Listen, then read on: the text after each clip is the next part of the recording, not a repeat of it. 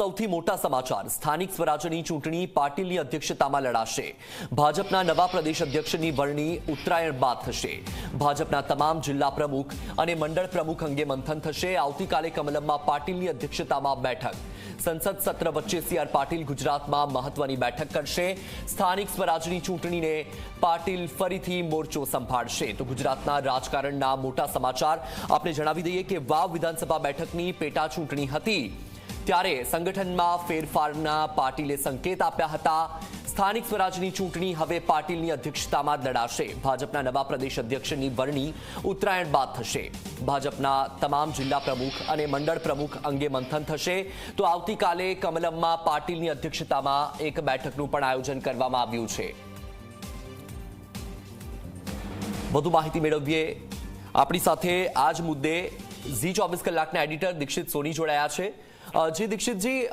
જ્યાં વાવમાં વિધાનસભા પેટા ચૂંટણી યોજાઈ હતી ત્યારે સીઆર પાટીલે સંકેત આપ્યા હતા કે સંગઠનમાં ફેરફાર થશે પરંતુ હવે નવા પ્રદેશ અધ્યક્ષની વરણી ઉત્તરાયણ બાદ થશે અને સીઆર પાટીલ જ હમણાં મોરચો સંભાળશે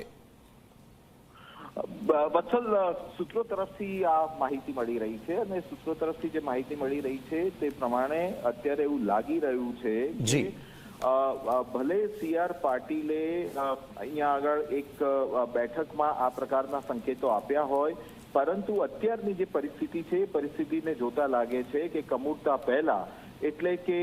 ઉત્તરાયણ બાદ જ ક્યાંક ને ક્યાંક ગુજરાતના નવા પ્રદેશ અધ્યક્ષની વરણી કરવામાં આવી શકે તેમ છે અને સૌથી મહત્વની વાત એ છે કે જે સ્થાનિક સ્વરાજ્યની ચૂંટણીઓ આવી રહી છે એ સ્થાનિક સ્વરાજ્યની ચૂંટણી પણ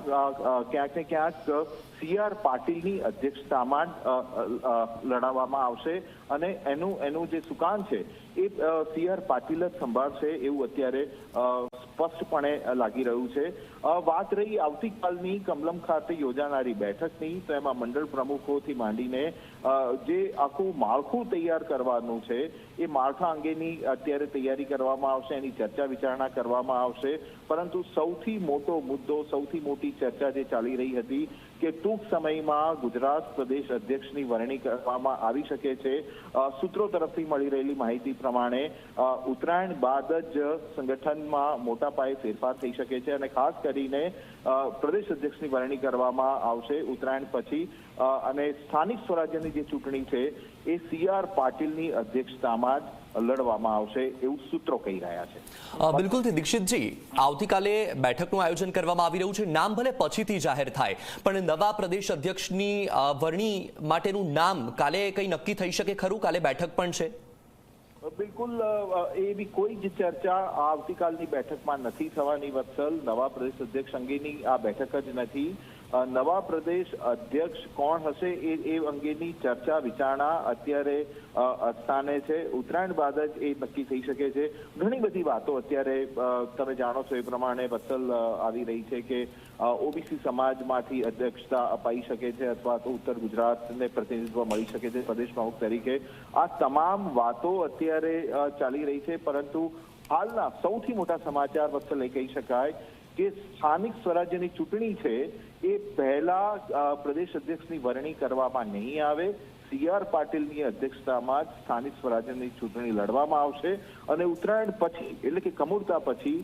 ગુજરાતને નવા પ્રદેશ પ્રમુખ ભાજપાના મળી શકે છે બિલકુલ દીક્ષિતજી ગુજરાત ભાજપમાં કોઈ મોટા ફેરફાર કે કોઈ ઉથલપાથલ થઈ શકે તેવી કોઈ શક્યતા બિલકુલ અત્યારે એવી કોઈ શક્યતા નથી જણાઈ રહી અને ખાસ કરીને એમનો જે ટેન્યોર છે પ્રદેશ અધ્યક્ષ તરીકેનો એ પૂરો થયો છે અને અત્યારે આપ જાણો છો એ પ્રમાણે તે કેન્દ્રીય મંત્રી પણ છે એટલે